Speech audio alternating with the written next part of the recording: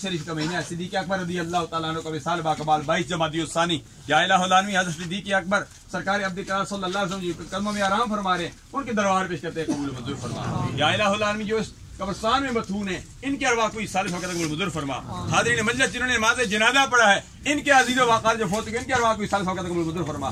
یا الہ العالمین اس ماہ مقدس میں آستانیہ علیہ دریا رحمت شریف بار الحق شریف میں اس مبارک بھی ہوا، اس طرح آستانہ علیہ گولڈ شریف میں جہاں جہیں آستانوں میں اس ماہ مقدس میں اراس ہوئی ہے خصوصی طور پر، یا اللہ ان کی ارواح کو اس سال وقت قبول منظور فرما، سب کے درجات میں بلندی عطا فرما، بالخصوص جبار خان کی والدہ مرحومہ کو اپنی جواری رحمت میں جگہ عطا فرما۔ یا الہ العالمین مرحومہ کے آنے والی منزل احسان فرما، مرحومہ کی قبر کے جنت کے باغوں میں استقبال بنا دے، جو بھی اس نماز جنازہ میں ہے سب کی خالی جولیوں کو اپنی رحمت سے مالا مال فرما دے۔ یا الہ العالمین رحمت کی بارش نازل عطا فرما۔